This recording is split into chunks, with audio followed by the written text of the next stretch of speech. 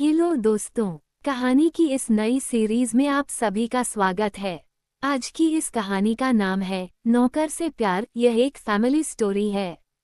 अगर आपको हिंदी कहानी पढ़ने का शौक है तो इस कहानी को पूरा जरूर पढ़ें। वैसे तो रात ज्यादातर खामोश होती है, लेकिन कभी कभी ये रात शोर भी करती है।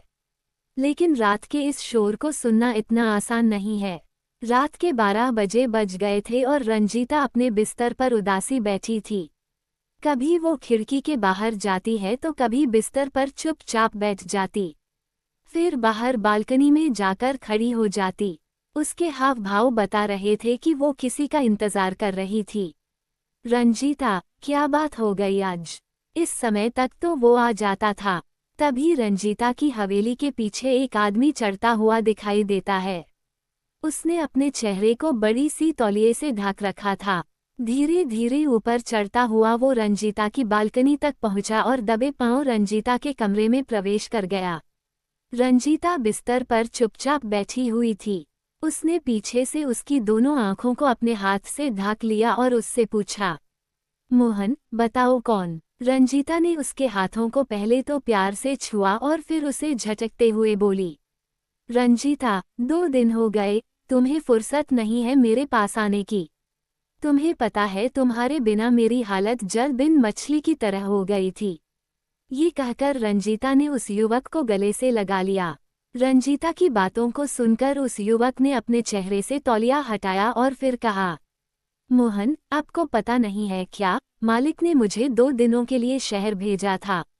2 लाख रुपए की रकम किसी को भिजवानी थी और फिर वहां से कुछ लाना था। रंजीता, क्या लाना था? मोहन, सोने का नेकलेस। आपका जन्मदिन आने वाला है ना? रंजीता ने जब ये सुना है तो मुस्कुराते हुए मोहन की ओर देखने लगी और फिर उससे पूछा, रंजीता, तुम क्या गिफ्ट दे रहे हो जन्मदिन पर मेरे? मोहन, मैं क्या दे सकता हूँ, लेकिन मैं तो बचपन से नौकर हूँ यहाँ। रंजीता, तुम फिर शुरू हो गए।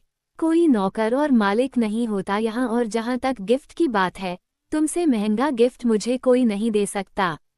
ये कहकर रंजीता ने एक बार फिर मोहन को गले से लगा लिया और फिर वे दोनों डूब गए प्रेम के समंदर में, जहाँ पर डूबने के बाद बड़ा छोटा कोई नहीं होता।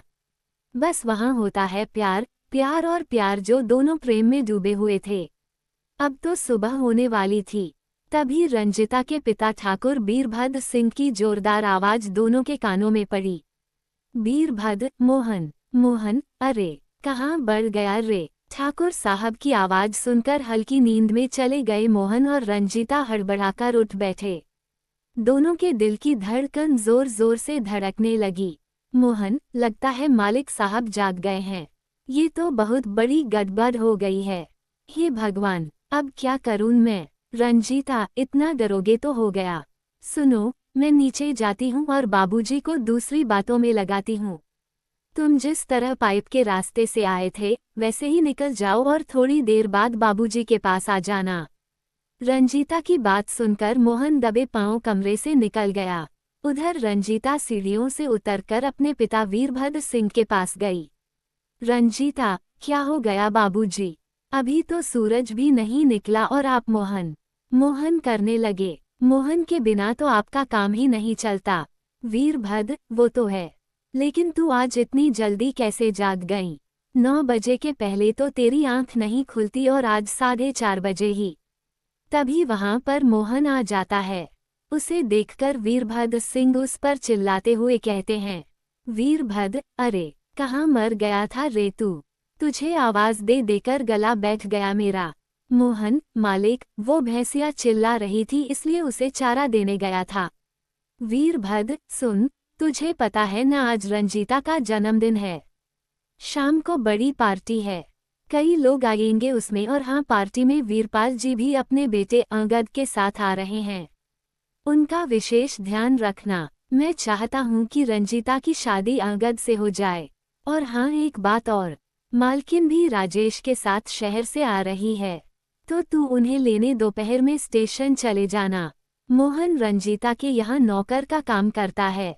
हालांकि उसे ग्रेजुएशन में गोल्ड मेडल मिला था। अगर वो शहर चला जाता है तो उसे अच्छी नौकरी मिल जाती। लेकिन ठाकुर साहब का कर्ज उसके परिवार पर होने के कारण वो इनके यहाँ काम करता था और बिना उसे चुकाए वो कहीं नहीं जा सकता था।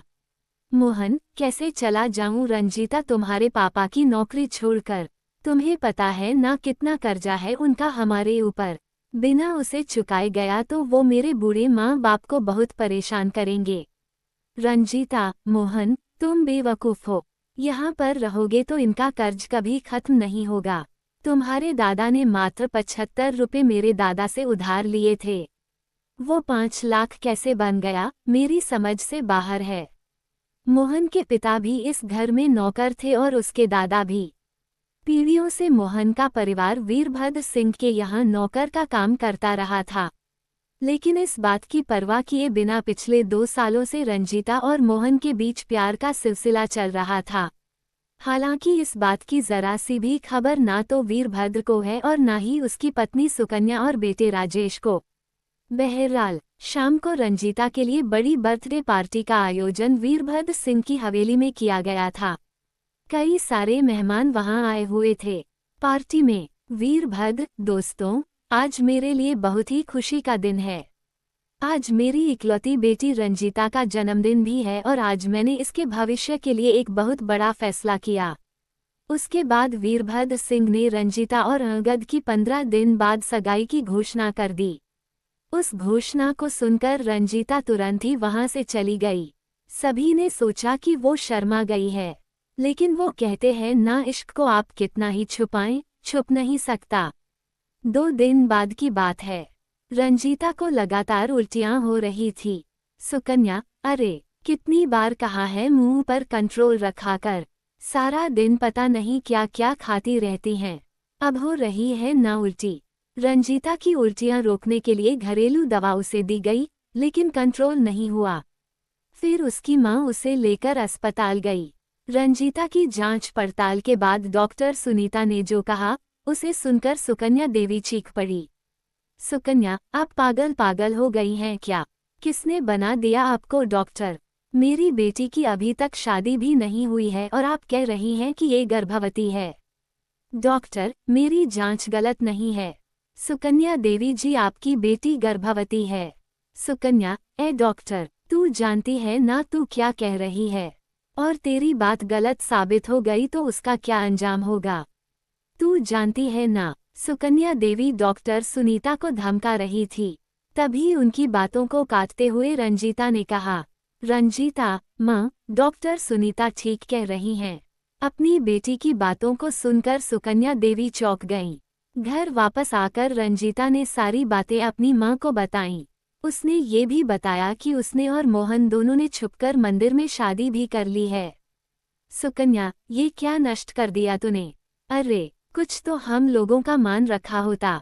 हम लोग ठाकुर हैं और तूने अपने यहाँ के नौकर से प्यार कर लिया और ना सिर्फ प्यार किया बल्कि उसके साथ मुंह भी काला कर लिया। करम जली, तू पैदा होते ही मर क्यों नहीं गई? शाम तक ये बात वीरभद्र सिंह और उनके बेटे राजेश को पता लग गई। दोनों का खून खौल उठा।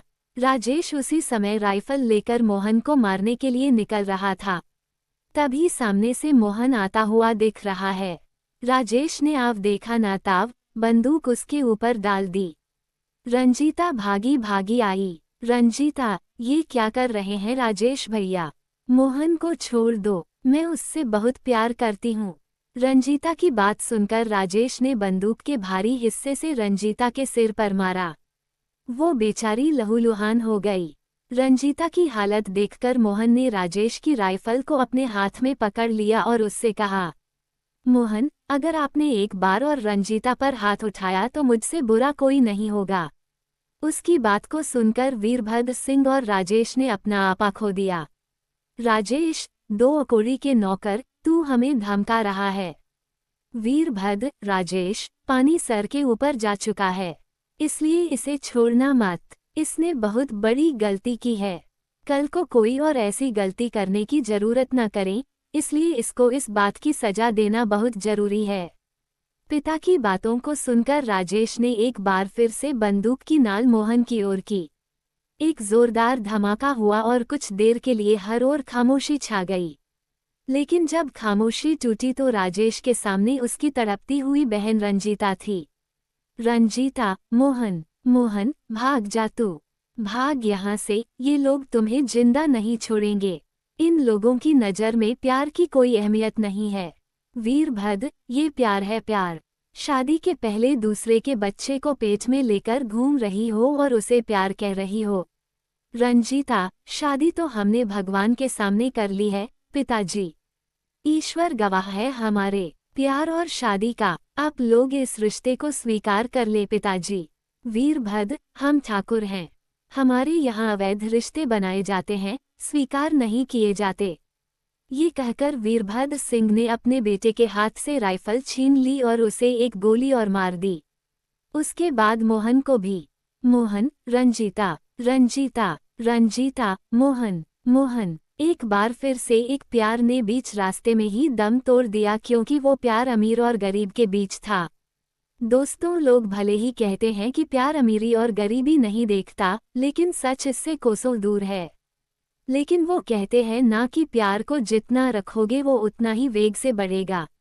आज भी कोई ना कोई रंजीता मोहन से प्यार कर रही है और कोई मोहन रंजीता की ख्वाब बिना किसी ऊंच नीच की परवाह किए देख रहा है।